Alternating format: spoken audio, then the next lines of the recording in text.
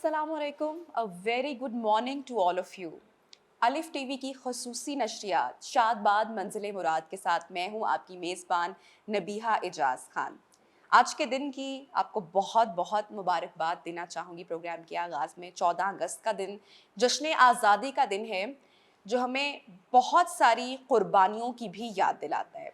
जब पाकिस्तान मार्ज़ वजूद में आया तो कितनी औरतों, ख़वातीन, मर्द, बच्चे, बुजुर्गों की इसमें कुर्बानियाँ शामिल हैं, जो अपना घर बार सब कुछ लुटा के इस सरजमीन पर पहुँचे। जिस मकसद, जिस नज़रिए के तहत पाकिस्तान वजूद में लाया गया, क्या वो नज़रिया था, उसकी बुनियाद क्या थी? आज उन तमाम सवालात के जवाब हम जानने की कोशिश करेंगे।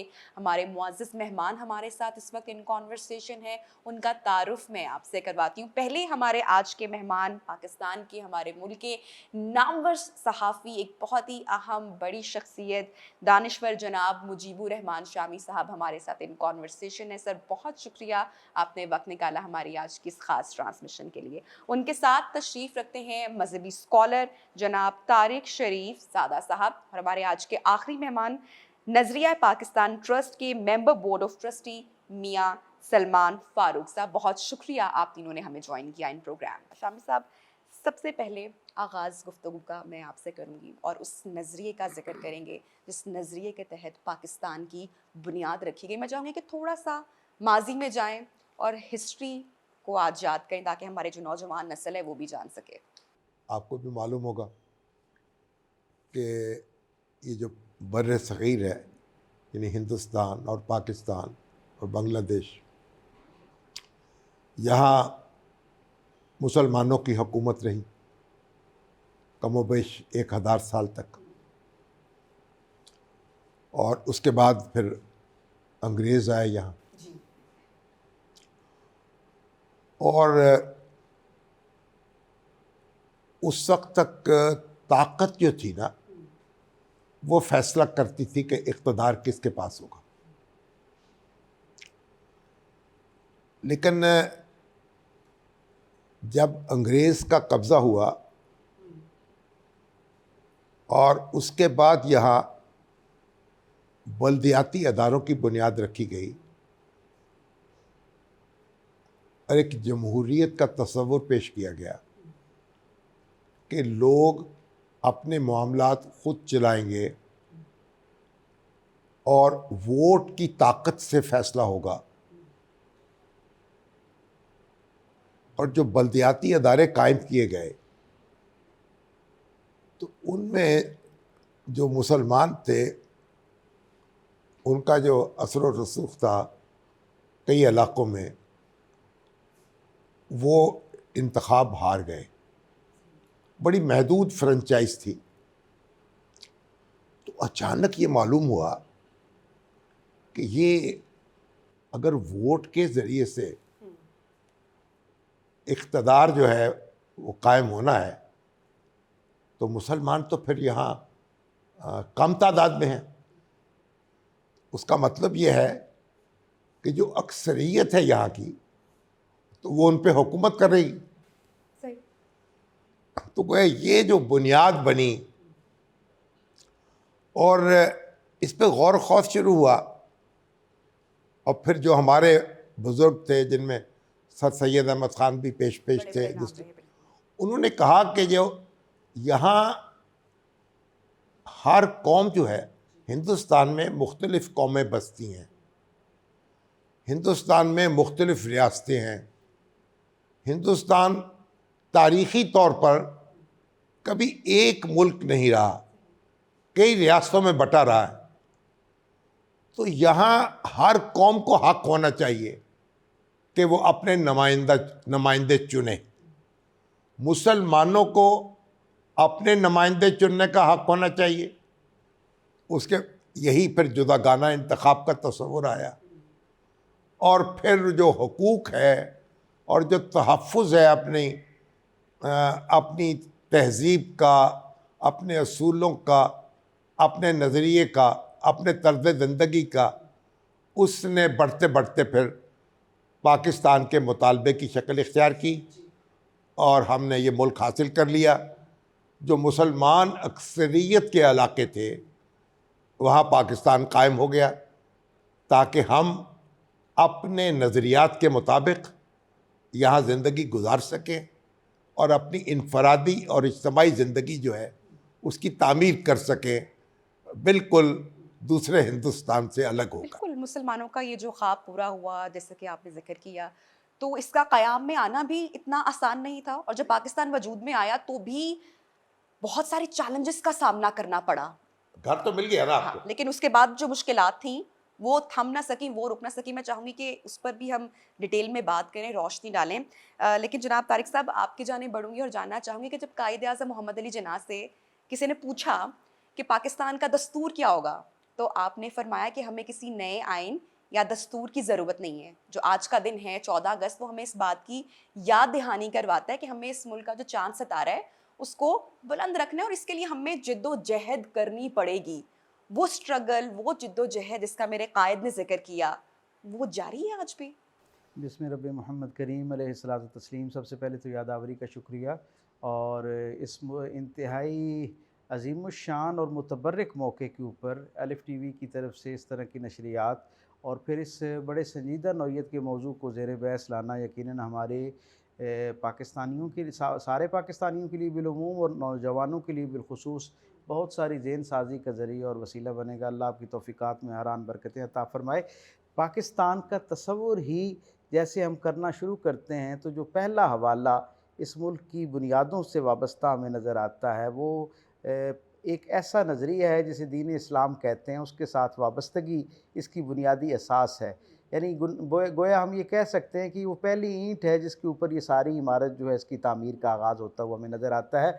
और जैसा आपने ख़ुद अपनी गुफ्तगू के आगाज़ में ये बात कही कि कायद-ए-आज़म से जब ये पूछा गया कि आप एक मुमलिकत के लिए जद्दोजहद तो कर रहे हैं और इस सफ़र में काफ़ी हद तक आगे आ गए, हर मुमलिकत जो नई तश्कील पा रही होती है उसके लिए कुछ बुनियादी नज़रियात, आइन, कुछ कानून, कोई ज़ाब्ता जो है वो मुरतब किया जाता है। तो आपके ज़हन में उस ज़ाब्ते और कानून के एतबार से बुनियादी खद-ओ-ख़ाल क्या है कि नई बनने वाली जो मुमलिकत है उसका निज़ाम हुकूमत जो है, निज़ाम मुमलिकत किस तरह चलेगा? तो कायद-ए-आज़म ने ये कहा कि हमें तो आइन बनाने की ज़रूरत नहीं है, हमें किसी नए ज़ाब्ता हयात को असर नौ तश्कील देने की ज़रूरत नहीं, क्योंकि हमारे पास इंसानी तारीख़ का सबसे ज़्यादा मबनी बरफ़ितरत हकीकत पसंदाना नज़रिया और आइन जो है वो मौजूद है कुरान हकीम की शक्ल में, रिसालत मआब सल्लल्लाहु अलैहि वसल्लम के लाए हुए पैगाम की शक्ल में। और हम ये देखते हैं कि ये सारी की सारी जिद्दोजहद जो है इसकी जो बुनियादी असास और हवाला है वो एक ऐसे ख़ित्ता अर्ज़ी का हुसूल था कि सिर्फ़ आज़ादी हासिल करना मकसूद नहीं था, क्योंकि आज़ादी के लिए तो उस वक्त पूरे हिंदुस्तान में ही आवाज़ उठ रही थी। मैं ये समझता हूँ कि इस आज़ादी में एक इनफरादियत ये थी, जो मुसलमानों का नारा था उसमें एक दर्जा आगे जाके ये मुतालबा था कि हमें आज़ादी दरकार है, और आज़ादी के साथ हमें एक ऐसा माहौल भी दरकार है जहाँ पर हम अपनी वो जो असासी हमारी शनाख्त है इस्लाम के साथ हमारी जो वाबस्तगी है उसके मुताबिक हम ज़िंदगी गुजार सकें। और जैसे आप ये देखिए ना कि वहाँ से जिन लोगों ने अपने घर बार तर्क किए, अपने वसाइल कुर्बान किए, अपनी शनाख्त कुर्बान की और एक नए मुल्क के क़याम के लिए खालिस अल्लाह की रज़ा के लिए इस एक पाकीज़ा जज्बे के तहत इस मुल्क के अंदर आए, अगर आप उनकी दास्तान सुनें, उनसे बात करें तो आपको अंदाज़ा होता है कि ये मुल्क कितनी मुश्किल के साथ बना है। इंसानी तारीख़ की सबसे बड़ी हिजरत के नतीजे में वक़ूफ़ पज़ीर होने वाला ये मुल्क है, जिसमें आज आप और मैं हम आज़ाद फ़िज़ा में सांस ले रहे हैं। और जो आने वाले लोग थे उनके जज्बे का आलम ये है, अगर आप मुझे इजाज़त दें तो मैं, जैसे आपने बचपन की एक बात की तो मुझे भी अपने माजी का एक वाक़या याद आता है। मैं उम्रे की सआदत पे था तो मुझे हरम के दरमियान, हरम के अंदर एक शख्स मिला, दूर से उसने देखा और मैं पाकिस्तानी लिबास में था तो मेरे करीब आया और उन्होंने मुझसे आके पूछा कि आप पाकिस्तान से हैं? तो मैंने कहा जी मैं पाकिस्तान से हूँ। तो उनकी आंखें अश्कबार हो गईं और उन्होंने मेरा माथा चूमा, मुझे गले लगाया।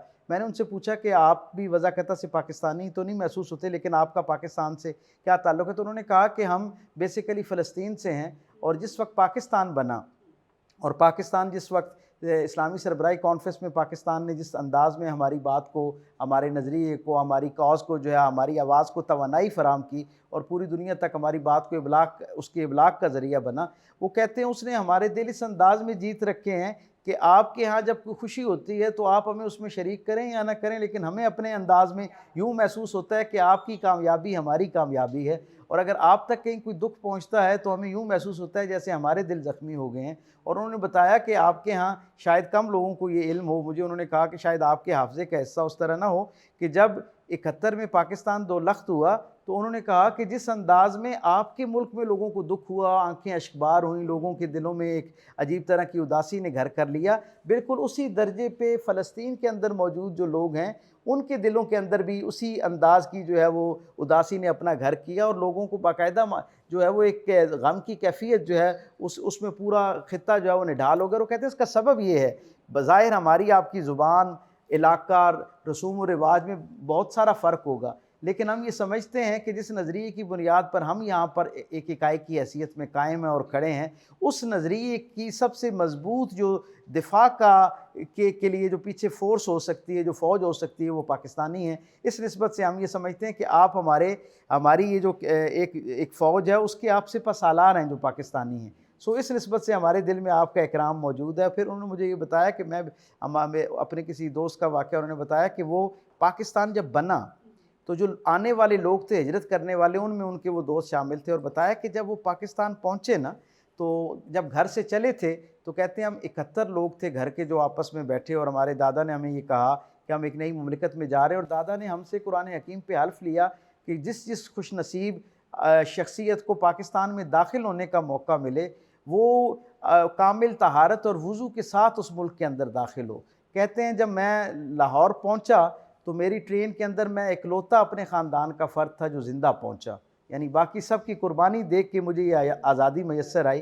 कहते हैं जिस वक्त मैं पाकिस्तान के अंदर दाखिल हुआ तो ज़ाहिर है मैं ज़ख्मी था, तो कुछ लोग मेरी मदद के लिए आगे बढ़े और नज़दीक आए, तो मैंने उनसे पानी तलब किया, तो उन्होंने पानी पीने के लिए दिया, तो मैंने कहा नहीं मुझे वज़ू के लिए पानी चाहिए। तो उन्होंने कहा तुम आँखें क्यों नहीं खोलते? तो कहते हैं कि मैंने कहा कि मैंने अपने बड़ों से ये वादा कर रखा है और हमने इस वादे पे ये सफ़र शुरू किया था कि पाकिस्तान इतनी बरगुज़ीदा और मुक़द्दस सरज़मीन है कि इसके ऊपर इस पर जो पहली नज़र डालनी है वो बग़ैर वज़ू के नहीं डालनी है, तो पहले मैं वज़ू करूँगा, उसके बाद इस सरज़मीन को देखना जो है वो पसंद करूँगा। तो आप इससे अंदाज़ा लगाइए कि वो जस्ता जस्ता वो अहवाल हैं जो हम तक गाहे गाहे पहुँचते रहते हैं और हमें अंदाज़ा होता है कि इस मुल्क को बनाने वालों के कितने पाकीज़ा जज्बे थे। कितने जज्बे थे और कितने वो जज्बे बुलंद थे। और एक झलक आपने भी हमारे नाज़रीन के साथ शेयर की। सलमान साहब, मैं भी चाहूँगी और शामी साहब से भी इसका कमेंट में लाज़मी आगे चलकर लूँगी कि ये जिस जज्बे का या जिस एहसास का तज़किरा कर रहे हैं वो कितना उस वक्त बुलंद होगा। तस्वुर पाकिस्तान ऑब्वियसली ये तो ख्वाब देखा गया इकबाल के जानिब से, लेकिन इसको अमली जामा पहनाया जाएगा, ये ख्वाब पूरा होगा। शायद ही ये किसी ने सोचा हो, लेकिन वो हो पाया। लेकिन उसके पीछे जैसा कि अभी सर ने जनाब ने फरमाया कि कितनी कुर्बानियाँ रहीं, उसका तज़किरा हम किताबों में पढ़ते हैं, डॉक्यूमेंट्रीज़ में देखते हैं। आप क्या इस पर कमेंट करना चाहेंगे या क्या ऐड ऑन करेंगे? बिस्मिल्लाहिर्रहमानिर्रहीम, thank you very much, it's honour to be here. और अलिफ टीवी का भी बहुत शुक्रिया नज़िया पाकिस्तान के कॉन्सेप्ट को 14 अगस्त के मौके पे एम्पलीफाई करने का, क्योंकि ये जो हिस्टोरिकल कॉन्टेक्स्ट है ये आजकल एडिक्वेटली मीडिया में और बाकी तमाम फोरम्स पे कवर नहीं किया जाता। और ख़ुसूसी तौर पे आजकल हमारे मुल्क की जो आबादी है जिसमें आधी आबादी 20 और 25 साल से कम उम्र बच्चे बच्चियों की है, उनको हमारे हिस्ट्री से आगाह करना और सही हक़ाइक़ बताना और ये बताना कि किस जद्दोजहद के बाद हमें ये मिली और वो कॉन्टेक्स्ट उनके साथ शेयर करना मेरे ख़्याल में नहायत ही अहम है ये। और डॉक्टर साहब की बात को ही आगे बढ़ाते हुए कि इस खित्ते और शामी साहब की बात को आगे बढ़ाते हुए कि खित्ते पे 1000 साल मुसलमानों की हुकूमत थी, तो हमेशा वो एक रूलिंग क्लास से उनका ताल्लुक़ रहा था, तो आपका माइंड सेट उस तरह का बन जाता है। और अगर आप 17वीं सदी में देखें तो ये दुनिया के दूसरे नंबर पे ये खित्ता आता था जिसकी जो जीडीपी ग्रोथ थी वो दुनिया के दूसरे नंबर पे थी, कोई 23% से ज़्यादा, तो बहुत खुशहाली थी।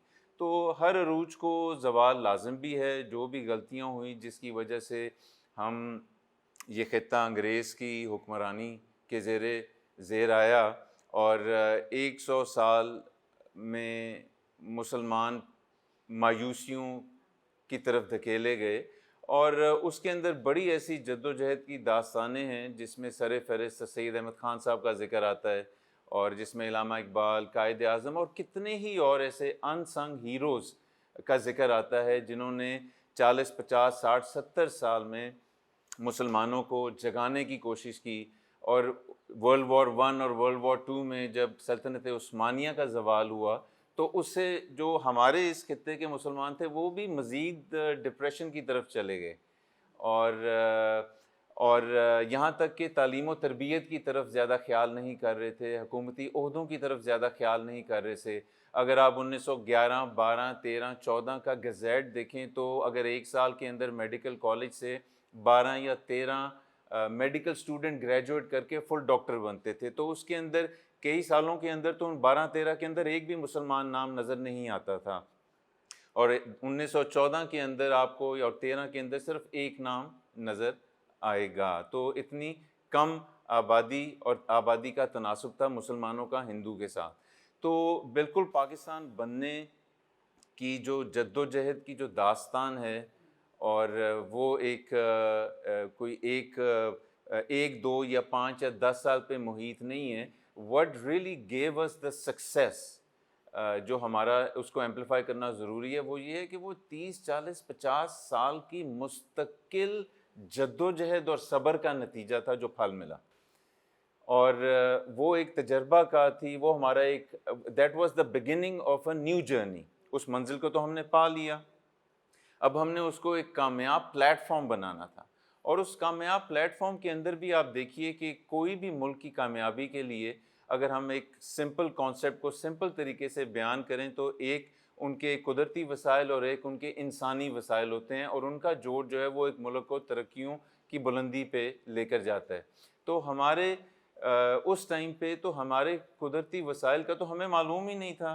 तो आप देखिए कि सिर्फ इंसानी वसाइल का कमाल देखिए कि पाकिस्तान बनने के बाद, पाकिस्तान बनने से पहले ही इल्लामा इकबाल जैसे फ़िलोसोफ़र को मौका तो हमें पाकिस्तान को तो मिला ही नहीं मुस्तफ़ीद होने का, और कायद-ए-आज़म और लियाक़त अली ख़ान साहब की शहादत की वजह से हमें वो कंटिन्यूटी नहीं मिली लीडरशिप की, तो जिसकी वजह से एक वॉइड आया। लेकिन उसके बावजूद अगर आप कहानी देखिए तो 1968 के अंदर पाकिस्तान की इकॉनमी को एशियन टाइगर्स के बतौर कंसिडर किया जाता था, और कौमों के जो सफ़र हैं, अगर हम 1968 का मुआजना आज करें या 1990 की दहाई से करें, या तो ये अप्स एंड डाउन्स किसी भी कौम के जर्नी का हिस्सा हैं।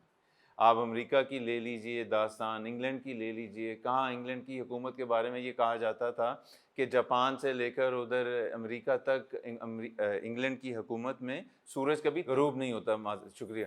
तो आज देखिए वो किसके मौशी बहरान के साथ स्ट्रगल कर रहे हैं। तो इस हवाले से मेरे ख़्याल में जर्नीज़ जो हैं ये दे बिल्ड अ नेशन। जो हमारे आजकल के मसाइल चाहे हमें ज़्यादा लगें, लेकिन ये जो इंडिपेंडेंस है और ये जो धरती है, ये अल्लाह का खूबसूरत तरीन तोहफ़ा है हर सो उस ट्रू, रूह के लिए बिल्कुल जो इधर इस बिल्कुल। धरती पे और पैदा ये होती है। इतना खूबसूरत तोहफ़ा है, और जो आज़ादी की अहमियत है उसको समझना कि it's such a big blessing, कि हमने तो वो मुश्किल दौर नहीं देखा। हमने तो जब इस दुनिया में आए तो हमने एक आज़ाद वतन में हमने सांसें लीं, तो जो वो स्ट्रगल थी उन लोगों की। अच्छा, मैं ख़ासकर ज़िक्र करना चाहूँगी, बहुत सारी खूबसूरत तस्वीर भी हमारे बैकग्राउंड में हैं, हमारी ऑडियंस भी इस वक्त देख सकती है, कि जिन शख्सियात का आपने भी शामिर साहब तस्करा किया और हमारे दीगर मेहमान भी ज़िक्र कर रहे हैं, उनकी जो क्वालिटीज़ थी, हम किताबों में तो पढ़ते ही हैं, जानते ही हैं, लेकिन जितनी भी यंगर जनरेशन देख रही है, मैं ज़रूर चाहूँगी कि आप उनकी जो क्वालिटीज़ थी इन लोगों की, जो कि पाकिस्तान के वजूद आने में जिनका बहुत अहम किरदार रहा, जज़्बा, वो जुनून, वो शौक़, वो कितना दीदनी था, मैं चाहूँगी उस पर ज़रूर थोड़ी-सी रोशनी डालिएगा। देखें, जो लोग हिजरत करके यहाँ आए वो तो अपना सब कुछ वहाँ छोड़ आए, और हमारे जो पहले वज़ीर आज़म हैं लियाक़त अली ख़ान, जो कि ऑल इंडिया मुस्लिम लीग के सेक्रेटरी जनरल भी थे और कायदे आज़म के बाद दूसरी बड़ी शख्सियत है, वो एक बहुत बड़े ज़िम्मेदार थे। 2 ज़िले जो हैं उन पर फैली हुई उनकी जागीर थी, लेकिन जब वो पाकिस्तान आए तो सब कुछ वहाँ रह गया। और यहाँ उन्होंने वही जो एक वज़ीर आज़म के तौर पर उनको तनख्वाह मिलती थी, उसमें वो गुज़र औक़ात करते थे। और जब वो दुनिया से रुखसत हुए हैं तो उनके बैंक अकाउंट में 3 या 4 हज़ार रुपए थे। और एक फैसलाबाद, जिसे अब उस वक़्त लायलपुर कहते थे, बाद में फैसलाबाद नाम रखा, तो लायलपुर में एक सिख ज़मींदार था, उसकी बड़ी ज़मीनें थी। तो पाकिस्तान कायम होने के बाद वो लियाकत अली ख़ान साहब के पास गया। उसने कहा कि आप मेरे साथ अपनी ज़मीनों का तबादला कर लें, मेरी ज़मीन आप ले लें और अपनी ज़मीन मुझे दे दें जो हिंदुस्तान में है। उस वक्त तक ये तबादले हो रहे थे, लेकिन लियाकत अली ख़ान साहब ने इनकार कर दिया। उन्होंने कहा जब तक एक भी मुहाजिर जो है वो बेघर है, मैं अपनी ज़मीन जो है उसका तबादला नहीं कर सकता। और वो मायूस चला गया और उन्होंने एक एकड़ ज़मीन जो थी उसका तबादला भी नहीं किया। तो वो जो कमिटमेंट थी उनकी, और ख़ुद कायदे आज़म को देखें, ज़िंदगी भर जो कुछ कमाया, एक एक रकम जो है उसकी तफसील उनके आर्काइव्स में मौजूद है। कहाँ से कमाया, कहाँ खर्च किया, और फिर जितनी अपनी जायदाद थी वो सारी जो है मुसलमानों के मुख्तलिफ अदारों के नाम वक्फ कर गए, तालीमी अदारों के नाम। तो वो जो अब जब लियाकत अली ख़ान साहब शहीद हुए हैं, मालूम हुआ कि उनके बच्चों के पास और उनकी बेगम के पास तो कोई ज़ाती मकान नहीं है। हुकूमत पाकिस्तान ने 5 साल के लिए उनको सरकारी मकान में रहने की इजाज़त दी। 5,000 रुपया माहाना उनका वजीफ़ा मुकर्रर किया ताकि वो तालीम हासिल कर सके। तो उस वक्त जो सियासत थी वो लुटाने का नाम था, कमाने का नाम नहीं था। और हमारे जितने ज़ोमा हैं और हमारे जितने लीडर्स हैं और तहरीक पाकिस्तान के जो लोग लीड कर रहे थे, उनकी बड़ी तादाद जो थी, एक अच्छी खासी तादाद, वो तो मिनॉरिटी प्रोविंसेस से ताल्लुक़ रखती थी, जिनको मालूम था कि उनका इलाका पाकिस्तान में शामिल नहीं होना। वो तो हिजरत के साथ हर चीज़ वहीं छोड़ के आ गए और तन्हा पहुँचे यहाँ, और उसी तरह फिर उन्हें तामीर की। जब पाकिस्तान कायम हुआ, हिंदुस्तान जो था उसकी हुकूमत तो कायम थी। गुफ्तगू हमारे मुअज़्ज़ज़ मेहमानों के साथ जारी है। एक छोटी सी ब्रेक लेंगे और ब्रेक के बाद ट्रांसमिशन के सिलसिले को आगे बढ़ाएंगे। Stay with us.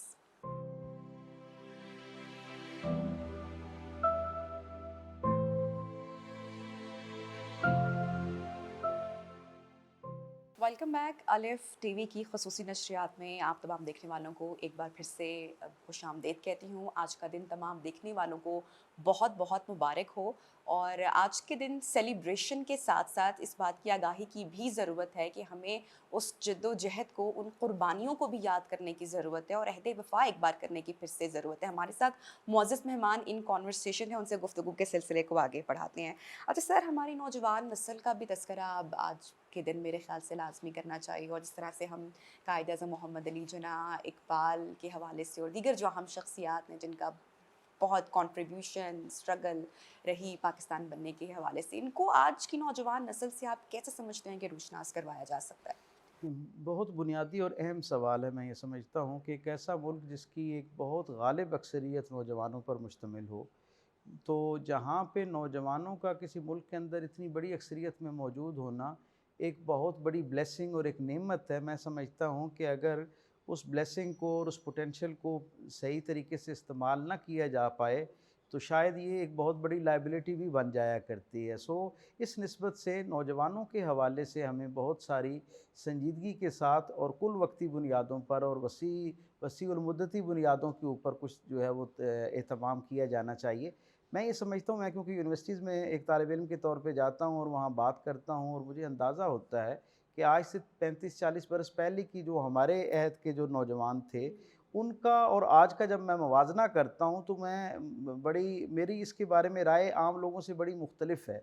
मैं आपसे अर्ज़ करूँ कि मुझे आज के नौजवान में भी कमोबेश वैसा ही पोटेंशियल नज़र आता है, वैसा ही जज्बा नज़र आता है, और मैं ये सिर्फ़ उनकी हौसला अफ़ज़ाई के लिए नहीं देखिए कह तारिक रहा। साहब, आपने मुझे बताना है कि जब शाम के वक्त बाहर निकलते हैं और जो पिछले 5-6-7 सालों से जो हम ट्रेंड देख रहे हैं, मैं तीनों पर इसका कमेंट अपने मेहमानों का ज़रूर लूँगी कि बाजा बजाकर जी, या जी। ट्रैफिक ब्लॉक मैं करके, उसी तरफ आ रहा था, उसी क्या तरफ आ रहा था। यही है मैं अर्ज़ पाकिस्तान करता से हूँ उसका इज़हार मोहब्बत? आप ये देखिए ना कि वो बच्चा जो अपने माँ-बाप के कहने पे घर से बाहर करीब की दुकान से सौदा लाने में आर महसूस करता है, यानी वो उसे मुशक्क़त तसव्वुर कर रहा होता है। फ़ितरतन हम सहल पसंद हो गए हैं और पूरी कौम ही किसी अंदाज़ में जो है वो आसानियों का हमारा मिज़ाज बन गया है और मुशक्क़त में पड़ना मुश्किल होता है। इसके बावजूद वो जो बच्चा बाहर निकलता है और अपना इज़हार करता है, अपना टाइम उसके लिए डोनेट करता है, तो इससे मैं जहाँ इसके अंदर एक बहुत सामने नज़र आने वाली नेगेटिविटी मौजूद है, वहाँ उसके अंदर एक बहुत मुस्बत पहलू मौजूद ये है कि उस बच्चे की किसी न किसी दर्जे पे एक वाबस्तगी और दिलचस्पी मौजूद है। अब अलमिया क्या है कि एनर्जी हमने गलत उसको जगह पे हाँ, शायद यूज़ हो रही उसके है। उसका सबब ये है कि हमने उसे उस अंदाज़ में रूशनास ही नहीं कराया अपने उस नज़रिए के साथ, इस दिन की अहमियत के साथ, इस दिन के पस मंज़र के हवाले से। जिस तरह हमारे अकाबिर ने, हमारे बुज़ुर्गों ने हमें बिठा के सबकन बताया कि ये मुल्क किस अंदाज़ में बना था, इसे बाकायदा बनाने वालों तरबियत ने हुई, कैसी की। हाँ। मैं ये समझता हूँ कि ये एक लैक आया, और इसमें जो हमारे एज ग्रुप के लोग हैं, मैं समझता हूँ उनके ऊपर ज़्यादा ज़िम्मेदारी आयद होती है कि जहाँ हम अपने बच्चों को पहनने ओढ़ने का सलीका दे सकते हैं, दुनिया के साथ कदम ब कदम मिलकर तरक्की की जो एक बड़ा एक गलगला है उसका हिस्सा बनने की हम उन्हें तरबियत दे सकते हैं, वहाँ हम उन्हें उनके असल और उनकी बुनियाद के साथ रूशनास क्यों नहीं करा सकते हैं। और आप देखिए हमारे गिरदो पेश में बहुत सारी अक़वाम ऐसी हैं जिन्होंने अपने डिफरेंट जो मीडियम्स हैं जिनमें नौजवानों की दिलचस्पी थी, उसे इस्तेमाल करते हुए बड़े मौसर अंदाज में अपनी नौजवान नस्ल को, जो शायद हमसे भी ज़्यादा जदीदियत के करीब है, उन्हें अपने माजी के साथ किस खूबसूरत अंदाज में जोड़ा है। हमारे बहुत करीब में तुर्की की मिसाल मौजूद है, उन्होंने किस तरह अपनी मीडिया को इस्तेमाल किया और कितना मबनी बर हकीकत उन्होंने अपने माजी को कितने दिलचस्प अंदाज में अपने बहुत नौजवानों खूबसूरत के बात लिए आपने की है। उसके अंदर एक तजस्सुस भी रखा, एक अट्रैक्शन भी रखी और उसमें एक मालूमात और एक नज़रिया साजी भी रखी। मैं देखता हूँ कि आज से 15 साल पहले जो तुर्की का नौजवान था, जब हम वहाँ यूनिवर्सिटीज़ में बात करते थे तो उसके उस हर ये 5 में से 4 नौजवान जो थे वो वही ज़ुबान बोल रहे होते थे, यानी उनका अंदाज़, उनके अतवार, उनकी फ़िक्र, उसके अंदर उनका जो मुस्तकबिल का ज़ौक़ है बिल्कुल वही था जो यूरोप के अंदर मौजूद था। लेकिन आज 10-15 बरस की जो मीडिया के अंदर उनकी जो एक स्ट्रैटेजी है सरकारी सतह के ऊपर, मैं समझता हूँ उसके ये असरात हैं कि अब ये सूरत हाल बिल्कुल मुख्तलिफ हो चुकी है और वो नौजवान जदीदियत को भी अपना रहा है, लेकिन उसके साथ वो अपने असल के साथ अपने माजी की का जो शानदार एक माजी उनके पास मौजूद है उसके ऊपर वो फ़ख्र करता है, वो भी नज़र आता है। वो कब फ़ख्र करना शुरू करता है? जब वो अपने माजी से रूशनास होता है, और रूशनास कब होता है? जब हम नौजवानों के अपने ज़ौक़ के मुताबिक जिस अंदाज़ में वो उस बात को सुनने में दिलचस्पी रखते हैं, उस अंदाज़ में उन तक वो बात पहुँचाते हैं, तो शायद ज़्यादा काबिल कबूल हो जाया करती है। हमें भी इस पर बड़ी संजीदगी के साथ, जैसे अलिफ टीवी ने आज ये एहतमाम किया और जो मुख्तलिफ़ टीवी चैनल्स इन अय्याम के ऊपर इस तरह का एहतमाम करते हैं, ये बहुत खूबसूरत अमल है। लेकिन मैं ये समझता हूँ कि इसे चंद दिनों के साथ मनसूब करके एक अलामत के तौर पे नहीं रहना चाहिए, बल्कि इसे एक मुस्तकिल, एक जिसे कहते हैं ना, ट्रांसमिशन का हिस्सा होना चाहिए, एक मुस्तकिल काउंसलिंग का सोर्स होना चाहिए और इसके यकीनन नताइज बरामद होते हैं। ये बात जो है अपनी नई नस्ल, हमने असल में ये किया, मैं समझता हूँ कि जो हमारी पहली वाली नस्ल के पास जो प्रैक्टिकली इस मुल्क को बनाने में शामिल थे, उनका जो असासा हम तक पहुँचा था, हम उसे अपनी ट्रांसफ़र आगे आइंदा आने वाली नस्ल में मुंतकिल नहीं कर कर पाए। पाए। उसका इबलाग वैसा नहीं हो पाया जैसे हमें होना चाहिए था। हमने गैर ज़रूरी आभास में, गैर ज़रूरी बहसें जो हैं, डिस्कशंस जो हैं, जिनका कोई बहुत ज़्यादा अमली तौर पर कौमों की ज़िंदगी में कोई फ़ायदा या नुकसान नहीं होता, हमने उसमें बहुत ज़्यादा लोगों को उलझा दिया है। फिर माश को हमने ज़िंदगी की इकलौती जो है ना, वो एक सरगर्मी बना ली है और उस चैलेंज के तनाज़ुर में इतना ज़्यादा कमर्शियलिज़म आ गया कि हम ये जो अपनी ज़िंदगी की खूबसूरतियाँ थीं, जो इंसान की शख्सियत साजी में बड़ा बुनियादी किरदार अदा करते हैं कि इंसान के इल्म में हो कि उसका माजी कहाँ से जुड़ा कहाँ हुआ है, से उसकी जुड़ा हुआ है, बुनियादें कहाँ हैं। रूट्स क्या उस पे हैं? हमने उस अंदाज में काम नहीं किया, नहीं इस पे किया। काम करने की आपने ज़रूरत जो है। बड़ी दिलचस्प कुछ पॉइंट्स रेज़ किए हैं अपनी गुफ्तगू में, मैं उन पर एक दो जो कल्चर की आपने बात की,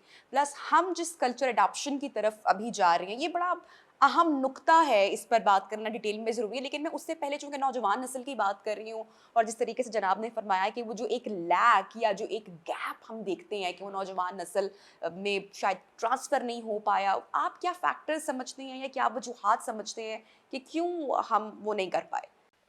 देखिए ना, डॉक्टर साहब ने बड़े ही वैलिड तरीके से पॉइंट्स को ले आउट की है। एक तो सेंस ऑफ प्राइड और सेंस ऑफ बिलोंगिंग, ये नहायत ही अहम है हमारी यूथ के लिए, क्योंकि वी हैव बिकम दुनिया का छठा सबसे बड़ा मुल्क हम बन चुके हुए हैं। और जब उसके अंदर अगर half of our population is our youth, तो यही पॉपुलेशन को अगर हम सही तरीके से एजुकेट करेंगे, सही तरीके से गाइड करेंगे, तो they can become the biggest force, strength and pride and asset for Pakistan going forward. और अगर हम अपनी ह्यूमन रिसोर्सेज के अंदर अगर एडिक्वेटली इन्वेस्ट नहीं करेंगे, तो यही मुल्क के लिए बहुत बड़ी लाइबिलिटी बन जाएंगे। जैसे कि आपने जिक्र किया कि अगर हमने सेलिब्रेट करना है, जोश दिखाना है, जज्बा दिखाना है, तो आया वो सिर्फ इस हद तक ही महदूद है कि सड़क पे ही जाके उसको सेलिब्रेट किया जाए, या थोड़ी सी और ज़िम्मेदारी भी उनकी बनती है और उनकी उस एनर्जी को चैनलाइज किस तरीके से किया जाए। अब देखिए, मेरे वालिद साहब जिन्होंने पाकिस्तान को अपनी आँखों के सामने बनते हुए देखा, और वो स्कूल में थे और उन्होंने तहरीक पाकिस्तान में हिस्सा भी लिया, और उन्होंने यहाँ लाहौर के अंदर कुछ बाज़ारों में आग भी लगती हुई देखी, हिंदू मुस्लिम फसादात में। तो और मुहाजिरीन को ज़ख्मी और लुटी-पुटी हालत में यहाँ पे पाकिस्तान पहुँचते हुए भी देखा। तो उन जिन्होंने खुद देखा हुआ है, तो उनके ऊपर तो इम्पैक्ट बहुत ज़्यादा है। वो आज भी उन चीज़ों को याद करते हैं, उनकी आँखें आबदीदा हो जाती हैं। तो आज भी उनके लिए वो माज़ी ऐसा ही है जैसे वो कल की बात हो। तो उनकी बातें हम सुनते हैं तो हम पे तो असर है कि हमारे वालिद, लेकिन अगर आगे जो अगली जो जनरेशन है उस पे ये मैसेज किस तरीके से, ये स्टोरी ऑफ सेक्रीफाइसेस, ये जर्नी ऑफ सेक्रीफाइसेस है, what does this mean to them, ये उस यंगर जनरेशन को कैसे, उनमें पाकिस्तानियत का जज्बा कैसे डाला जाए। ये पिछले 30 साल, 20 साल या 40 साल में ये हमारा फ़र्ज़ था, आज भी है, कि हम उनको उन चीज़ों से मुयस्सर करें जिस पे उन्हें मान हो पाकिस्तान पे और पाकिस्तानी होने पे।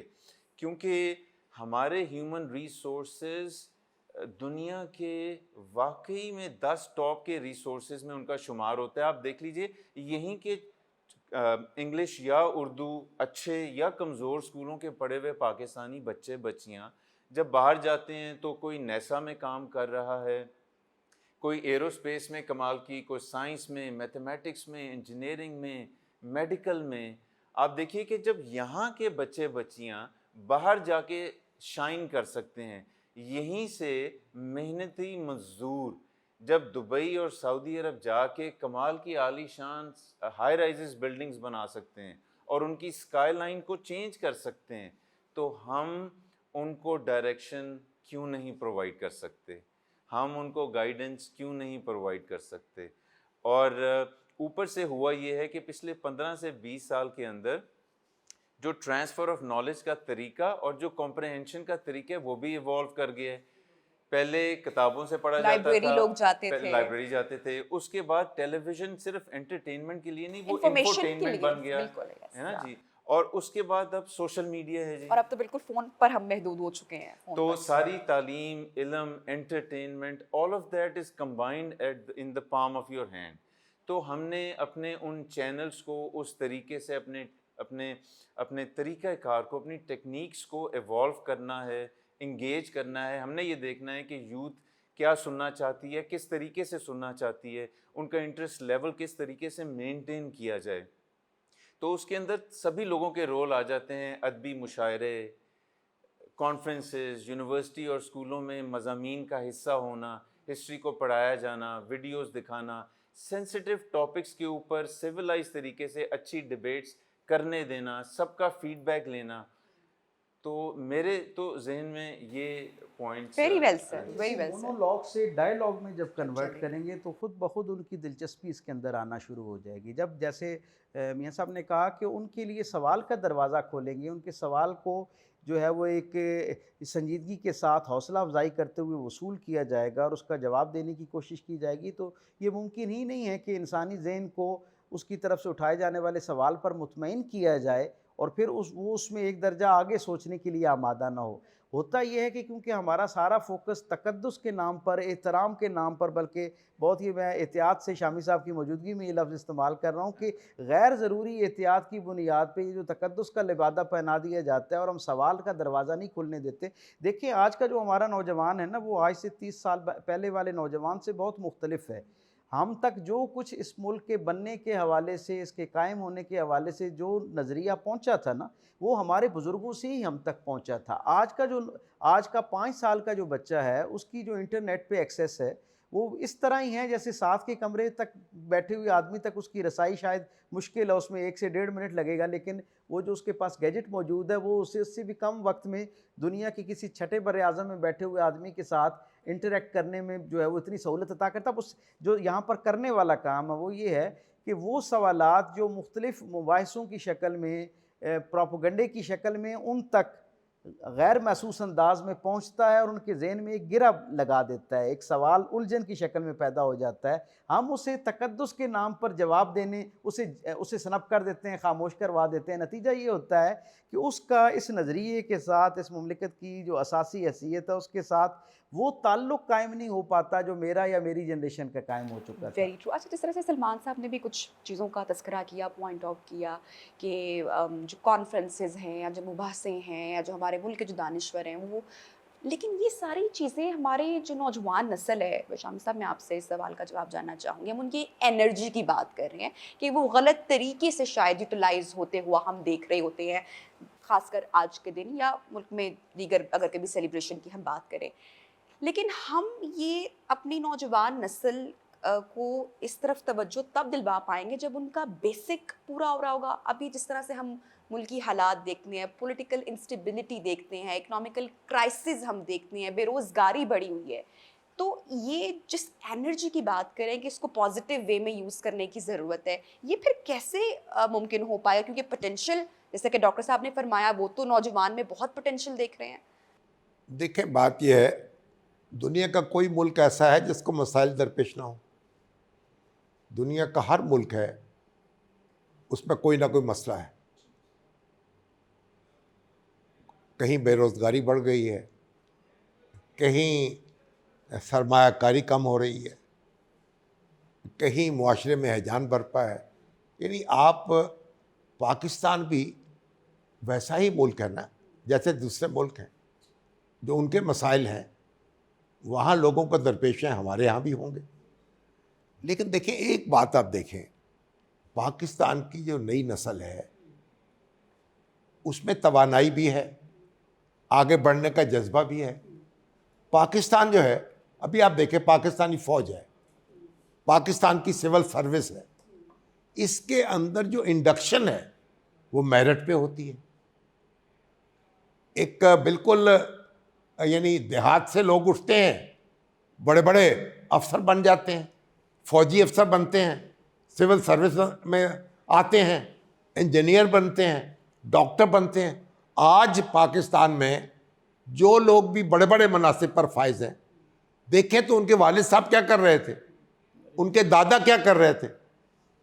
कोई दिहाड़ीदार थे, मजदूर थे, मेहनत कश थे, कम वसीला थे, पाकिस्तान ने उनको मौके दिए और वो आगे बढ़ गए। अब बात यह है कि हमारे यहाँ जो मसला पैदा हुआ है ना, वो मिसमैनेजमेंट का है।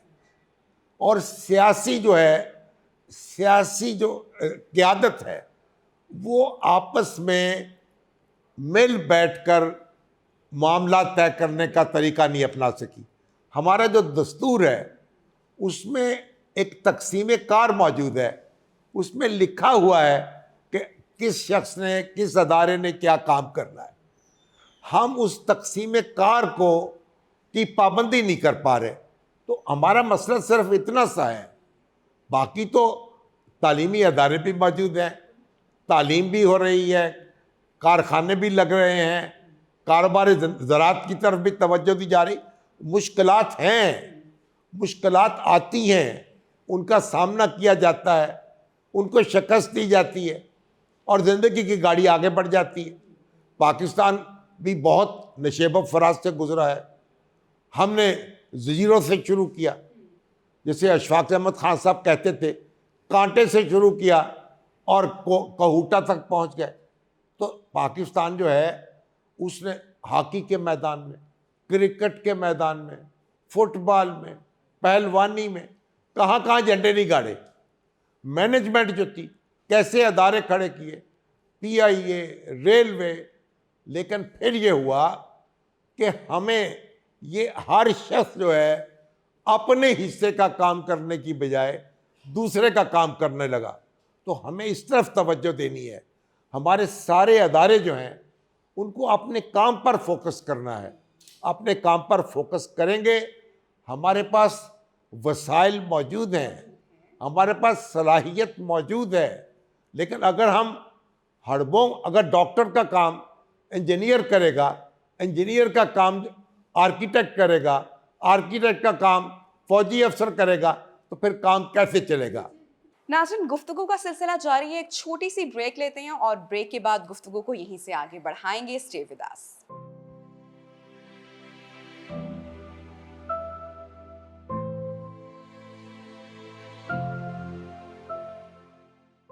प्रोग्राम में आपको एक बार फिर से खुशामदीद कहते हैं और गुफ्तगू को आगे बढ़ाते हैं। जी, कुछ असासों का भी आपने जिक्र किया, मुख्तलिफ फील्ड्स का भी आपने जिक्र किया। इनको हम उस तरह से कर पाए, जैसे कि कुछ इदारों का जिक्र किया, अब वो बहरान का शिकार है, हम देखते हैं, माली हालात। पहलवानी का आपने जिक्र किया, रेसलर्स का। मैं अक्सर जब प्रोग्राम्स करती हूँ तो बहुत सारे यंगस्टर से मुलाकात करती हूँ जो जाके बड़े तमगे समेट कर लाते हैं। लेकिन इस तरह फ़ुटबॉल की हम बात करें तो फ़ुटबॉल पाकिस्तान में था इन माजी, लेकिन फिर उसके बाद जो गुज़श्ता कई बरसों से जो उसके हल, तो ये चीज़ें, ये पोटेंशियल, ये फील्ड्स हमने कहीं ना कहीं इनको नज़रअंदाज किया। हम देखिए, हम अचीव करते हैं चीज़ और फिर जनाब कमर खोल लेते हैं। हम हमें एक सस्टेन नहीं कर पाते। हमें इसमें मुसलसल जिद्दोजहद करनी है। हमने हर मैदान में अपनी सलाहियतों को मनवाया है और फिर हम बड़े खुश हो गए और हम आराम करने लग पड़े। तो मेरा मतलब यह है, पाकिस्तान जो है एक ऐसा मुल्क है जिसके नौजवानों में बड़ी तवानाई है, जिसके पास वसाइल मौजूद हैं, जिसके पास सलाहियत मौजूद है। किसी शोबे का माहिर समझे पाकिस्तान में मौजूद है और हमारे तालीमी इदारे प्रोड्यूस भी कर रहे हैं।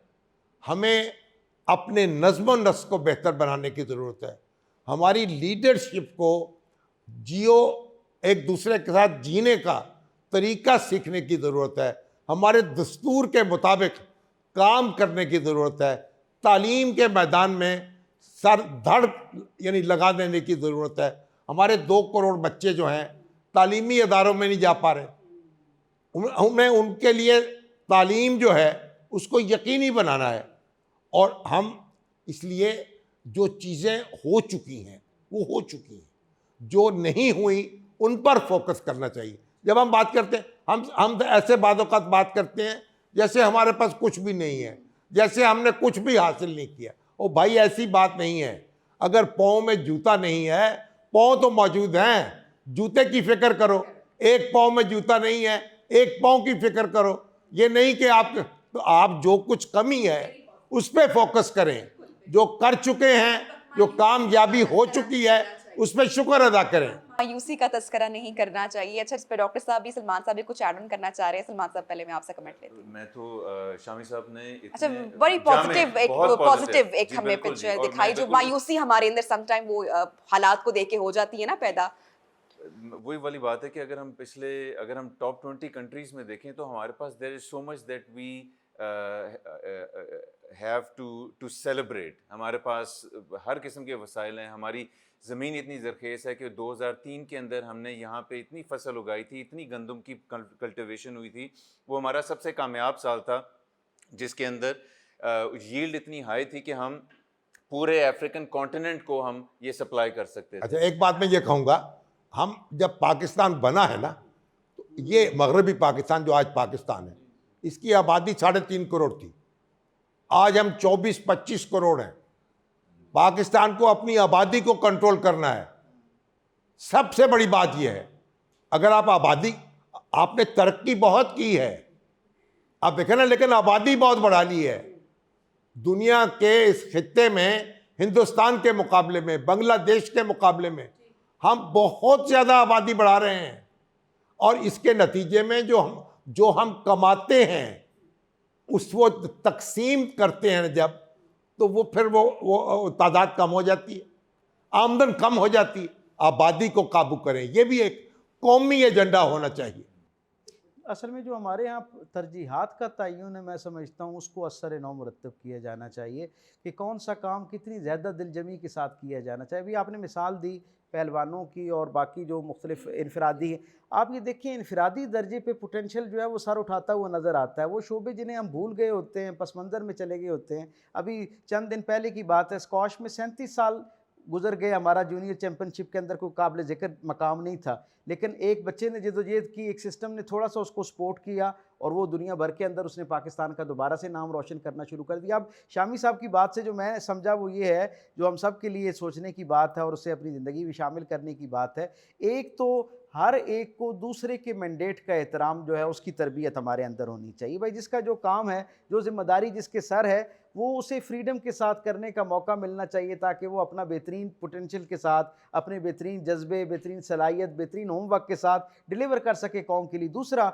जो इनफरादी दर्जे पे दुनिया भर की सारी बेहतरीन अक़वाम जो हमारे तरह इस ख़ास प्रोसेस से गुजर रही होती हैं, उन सब के यहाँ तरक्की का जीना क्या है, सलीका करीना क्या होता है, वो ये करते हैं कि जो इनफरादी दर्जे की कामयाबियाँ हुआ करती हैं उन्हें इज्तमाही दर्जे में ढालने की और उन्हें बरकरार रखने के लिए होमवर्क किया करते हैं। हमारे यहाँ ये जो इनफरादी दर्जे पे हमें कोई एक साइंटिस्ट बच्चा नज़र आता है दुनिया के अंदर नाम पैदा करता हुआ, कोई इनोवेशन करता हुआ बच्चा नज़र आता है जिसकी सलाहियत का दुनिया एतराफ़ करती है, जिस तरह उसके पीछे सोसाइटी को और बिलखुसूस हुकूमत को, साहिब इक़्तिदार हलकों को जैसे उसके पीछे हौसला अफजाई के साथ खड़ा होना चाहिए, हमारे यहाँ वैसा खड़ा होता हुआ नज़र नहीं आता मुआशरा। नतीजा क्या होता है, वो जो एक इंतहाई बेहतरीन सलाहियत का आदमी होता है, या वो मायूसी की दलदल में वापस चला जाता है, या कोई और बावसाइल मुआशरा उसको अपने पास ले जाता है। अभी ये जो हुकूमत रुखसत हुई है, ये इत्तेहादी हुकूमत, उसने कुछ इक़दामात ऐसे किए हैं चंद जो बड़े इम्पोर्टेंट।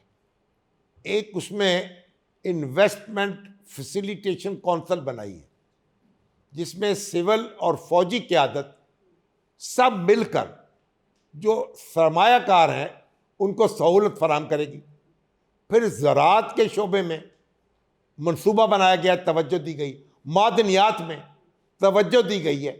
ये ऐसे इक़दामात हैं जिनका हम जुड़े रहे जिनके साथ, तो मुस्तक़बिल की, बेहतर मुस्तक़बिल की खबर देते हैं। फॉर्चुनेटली फिर शामी साहब होता क्या है कि फिर हुकूमतें बदलती हैं, फिर वो जिस तसलसल तरीके नहीं से रहता। जाती हैं, जो अच्छे प्रोजेक्ट्स होते हैं जिनमें से चंद का आप भी तस्करा कर रहे हैं, वो फिर ख़त्म पड़ जाते हैं। पॉलिसी का तसलसल चाहिए। पर यह है कि वो मुकम्मल नहीं हो पाते हैं। अच्छा, जैसे कि सलमान साहब आपने भी जिक्र किया और बड़े आपने मुख्तलिफ फील्ड्स का जिक्र किया, हम पोटेंशियल की बात कर रहे हैं, शामी साहब ने भी बड़ा रोशन पहलू हमें दिखाया और पॉजिटिव होना चाहिए, लेकिन क्या ये पॉजिटिविटी या जो ये रोशन पहलू है हमारा आज का मुल्क का नौजवान देख रहा है? क्योंकि आपको नहीं लगता कि ये हम इस वक्त मुल्क के उन हालात में कि जो हमारे मुल्क का नौजवान है वो यहाँ से फरार हासिल करना चाहता है, बैरूनी मुल्क जाने की जितनी लगन इस वक्त हमने आज के नौजवान में देखी है, बिकॉज ऑफ जॉब अपॉर्चुनिटीज़ नहीं है, फाइनेंसेस उस तरह से नहीं है, इकोनॉमिक सूरत हाल, क्राइसिस की हम बात कर रहे हैं, IMF में पाकिस्तान जिस तरह से, तो आप भी ये ऑब्जर्व कर रहे होंगे।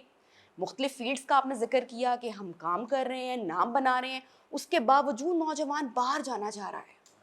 देखिए, जो हमारी जो नौजवान नस्ल है, हमेशा वो कहते हैं ना, चाइल्ड साइकोलॉजी या ह्यूमन साइकोलॉजी, के हम अपने बड़ों को अमल करते हुए देखते हैं और वो हम एब्जॉर्ब करते हैं, खाली नसीहत पे नहीं। तो वो अमल से जो people in power they have to demonstrate कि what they have to offer, क्योंकि जैसे कि आपने कहा कि जो आपकी यूथ है वो अपने जो पीपल इन पावर है उनको यही ऑब्जर्व कर रही है, वही इसी से लेसन ले रहे हैं, वही उस इन्वायरमेंट को सेंस कर रहे हैं कि यहाँ पे हालात कैसे हैं कैसे नहीं। वैसे मैं आपको ब्रेन ड्रेन के हवाले से, वैसे ये एक ऐसी अटल हकीकत है कि ये एक बाकी मुल्क में भी ये सिलसिला ऑफ एंड ऑन चलता रहता है। जो यहाँ पे अच्छी चीज़ें हैं उनको हाईलाइट करना, ह्यूमन रिसोर्सेज को, सेंस अकॉम्प्लिशमेंट्स को मुख्तलिफ फील्ड के अंदर तसलसल के साथ उनको जब तक हम हाईलाइट नहीं करेंगे तब तक हमारी यूथ को एक सेंस ऑफ सिक्योरिटी नहीं आएगी। जब तक उनको सेंस ऑफ सिक्योरिटी नहीं आएगी वो अंदर की तरफ नहीं कभी मुतवज्जे होंगे, वो हमेशा बाहर ही की तरफ मुतवज्जे रहेंगे कि हमने यहाँ से निकलना है। तो यहाँ पे वो एक जब तक कि एक इन्वायरमेंट ऐसा क्रिएट हो और वो इन्वायरमेंट भी उस तसलसल के साथ इर्द गिर्द कायम दायम रहे, जिस इन्वायरमेंट के अंदर नौजवान नस्ल को ये यकीन हो जाए कि अगर हम सिंसेरिटी के साथ यहाँ पे अपनी 100% कमिटमेंट देंगे तो हम कोई बड़ी चीज़ अचीव कर सकते हैं। जब तक हम अपनी यूथ को एम्पावर नहीं करेंगे और जब तक हम अपनी यूथ को एनेबल नहीं करेंगे, दो सेपरेट चीज़ें हैं, दोनों बहुत अहम हैं। तो द यूथ, हम उनका कॉन्फिडेंस नहीं ले पाएंगे। देखिए मैं एक बात बताऊं, हिंदुस्तान से कितने लोग बाहर जा रहे हैं दुनिया के। देखिए नौजवान जो हैं, अगर वो उनको अपॉर्चुनिटीज़ मिल रही हैं, बाहर जा रहे हैं, अभी भी जो ओवरसीज़ पाकिस्तानीज हैं वो आपको $30 अरब के करीब कमा के भेज रहे हैं ना, और लाखों फैमिलीज़ अपनी जो है उनकी परवरिश कर रहे हैं।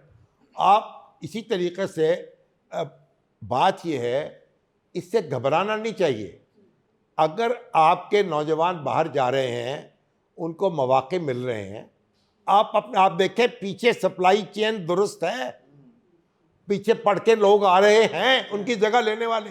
भाई 24-25 करोड़ का मुल्क है, आपके तालीमी अदारे अगर प्रोड्यूस कर रहे हैं तालीम याफ्ता नौजवान तो वो उनकी जगह ले लेंगे।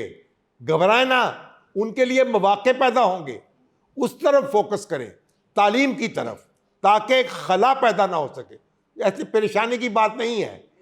जब आप देखें, जब आप मौके यहाँ होंगे, यहाँ सरमायाकारी होगी, यहाँ सनती तरक्की होगी, लोग वापस भी आएंगे। कभी कोई जाएंगे, कुछ आएंगे, यहाँ आते रहे हैं। कितने डॉक्टर्स हैं जो बैरून मुल्क तालीम हासिल करके यहाँ वापस आए हैं, कितने प्रोफेसर हैं, कितने इंजीनियर हैं, यहाँ पाकिस्तान को सर्व कर रहे हैं। यहाँ का माहौल बेहतर बनाइए, लोग वापस आ जाएंगे। काइंड ऑफ कॉन्वर्सेशन जो कि मैं चाह रही थी कि ये जो एक पॉजिटिविटी है वो शामी साहब से एक पूरा रोशन पहलू, एक होप, एक उम्मीद हमें देखने को मिली। डॉक्टर साहब, आप इसमें कुछ ऐड ऑन करना चाह रहे थे? एक बात कहना चाहूँगा कि जो एक यकीनन इससे ज़ाहिरी तौर पे कोई फ़र्क तो नहीं पड़ता, लेकिन मैं बहुत अदब के साथ इसमें अपना नुक्ता नज़र शेयर करना चाहूँगा कि एक बच्चा जिस पे 20 बरस हमने मेहनत करके उसको किसी काबिल बनाया होता है, वो सिर्फ यहाँ के मुआशरे के अंदर मौके की मुनसिफाना तकसीम ना होने की वजह से, मौके की मुनसिफाना तकसीम ना होने की वजह से वो 20-25 बरस का डायरेक्ट और इनडायरेक्ट मेहनत किया गया बच्चा किसी और सोसाइटी को सर्व करने शुरू हो जाता है। यकीनन पीछे चेन तो मौजूद है, लेकिन ये एक असल में 24 करोड़ की आबादी है। आप 24, पूरा यूरोप जो है उसके लगभग आपकी आबादी है, अमेरिका की आबादी के बराबर आबादी है। आप ये भी तो देखें ना। यकीनन, लेकिन उसमें ये होता है ना शामी साहब, परेशान ना हुआ करें। जो हमारा नौजवान, हमारा जो जिनको मौका मिलता है उनको जाने दें, ठीक, उनकी जगह दूसरे लेंगे, फिर दूसरे लेंगे। अपनी सप्लाई चेन को बेहतर बनाएं। लेकिन ये कहीं ऐसा ना होना कि हम सिर्फ तरबियत गाह के तौर पे रह जाएं और लोगों को तैयार For कर that करके we need दुनिया more भर में people भेजने like से him मुतमईन इसके होते लिए। रहें। यकीनन इसमें इसका ये पहलू भी मौजूद है, इससे इनकार ना इसमें इत्मीनान की बात है, ना इसमें बेइत्मीनानी की बात है। ये एक हकीकत है, हमें सामना करना चाहिए। हम तवज्जो करें, अपने मुल्क में सनतें लगें, सरमायाकारी हो, माहौल बेहतर हो, और हमारे मुल्क में जो बस तरबियत जापान याफ्ता जापान लोग मैं यहाँ पर आएंगे। मैं आपकी इजाज़त से एक मिसाल यहाँ देना चाहूँगा शामी साहब की बात पे, ज़रा एक और एंगल से हम इसको ज़रा खोलते हैं। दुनिया भर के अंदर जापान जो है वो आईटी के हवाले से एक बहुत मुनफरिद अपना मकाम रखता है, और हमेशा पिछले 50 साल की जो एक रिवायत है आईटी की, उसमें हमें नज़र आता है कि वो हमेशा लीडिंग नेशन के तौर पे हमें नज़र आता है। उन्होंने पिछले 10-12 बरस में नोट किया कि उनके यहाँ जो मैकेनिकल इंजीनियर्स हैं या ऐसे लोग जो बराह रास्त, ऐसे शोबाजात जो बराह रास्त आईटी से रिलेटेड नहीं बनते, उनके जो नौजवान हैं वो वहाँ डिग्री लेते हैं, तालीम हासिल करते हैं और दुनिया भर में जहाँ मौक़े होते हैं वहाँ चले जाते हैं।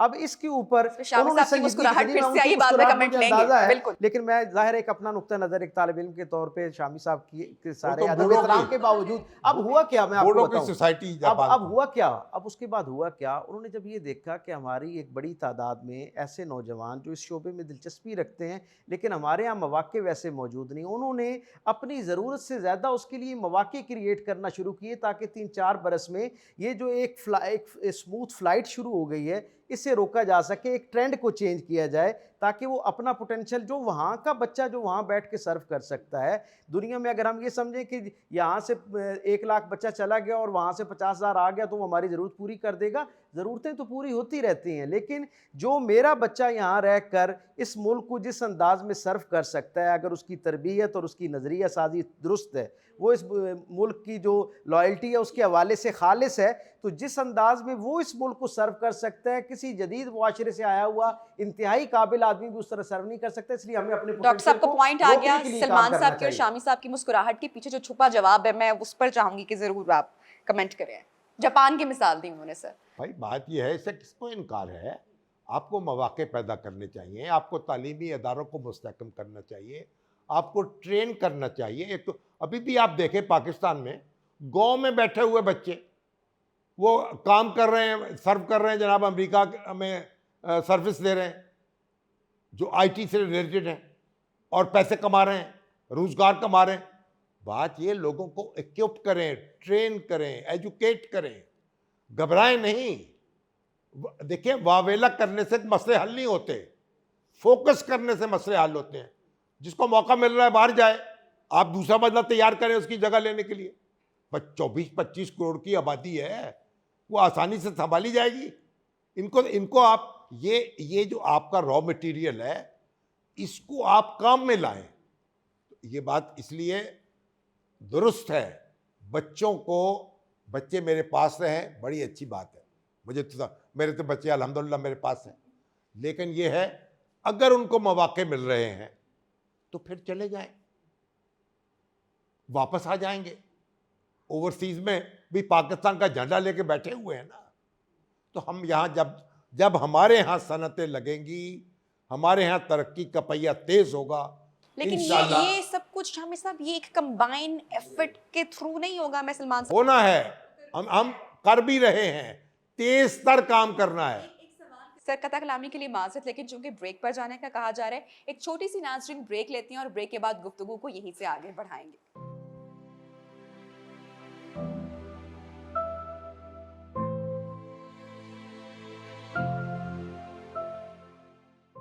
प्रोग्राम में एक बार फिर से खुशामदीद गुफ्तगू को आगे बढ़ाते हैं। सवाल करते हैं कि जो पाकिस्तान का मुस्तकबिल है वो इस मुल्क की कमिंग यंगर जनरेशन है, नौजवान है, लेकिन फिर जो नौजवान हैं वो हमें मायूस दिखाई देते हैं। फिर हम हुक्मरान की भी बात करते हैं, वो हुक्मरानों के ऊपर भी एक तनकीद की जाती है, मुल्की सियासी निज़ाम पर भी तनकीद की जाती है। तो किस तरीके से इसको हम कंबाइन करेंगे, क्योंकि कंबाइन एफर्ट अगर होगी तो ही हम पाकिस्तान का कुछ मुस्तकबिल रोशन देख पाएंगे ना। जी, इसमें एक तो जब तक हम गोइंग फॉरवर्ड, हम जब तक सोशल इंक्लूजन की तरफ नहीं जाएंगे, पॉवर्टी एलिविएशन की तरफ नहीं जाएंगे, तो तब तक हमारा एक तो ये हमारे पहले 2 ऑब्जेक्टिव्स होने चाहिए जी, कि हमारी जो शहर से बाहर जो ज़्यादा हमारी पॉपुलेशन रिज़ाइड करती है उनकी इकोनॉमिक कंडीशंस बेहतर होनी चाहिए।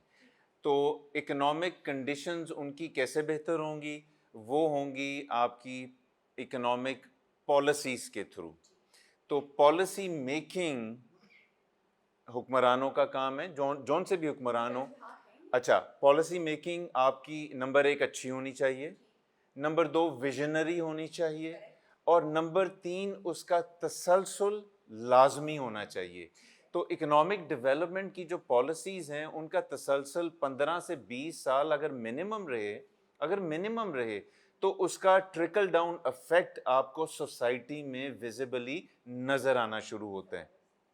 और वो लाजमी है, क्योंकि पहले भी दोनों मोहतरम हजरात ने जो बात की थी कि तसलसल नहीं नज़र आता। एक हुकूमत आती है, वो अपनी पॉलिसीज़ लेके जाती है, तो जब तक आपकी इकोनॉमिक डेवलपमेंट के अंदर अगर इंटरप्शन आ जाए, मैंने 21 साल बाहर काम करने का मौका मिला मुझे, तो उसके अंदर इकोनॉमिक पॉलिसीज़ के अंदर एक वर्ड है जिसको बाय पार्टिजनशिप कहते हैं, कि इन चीज़ों को, इन प्रोग्राम्स को हमने नहीं छेड़ना। दूसरी चीज़ ये कि एक छोटी सी मिसाल दूंगा कि इसराइल की हुकूमत के अंदर पिछले 4 सालों में 4 दफ़ा उनकी हुकूमत डिज़ोल्व हुई और नए इलेक्शंस हुए।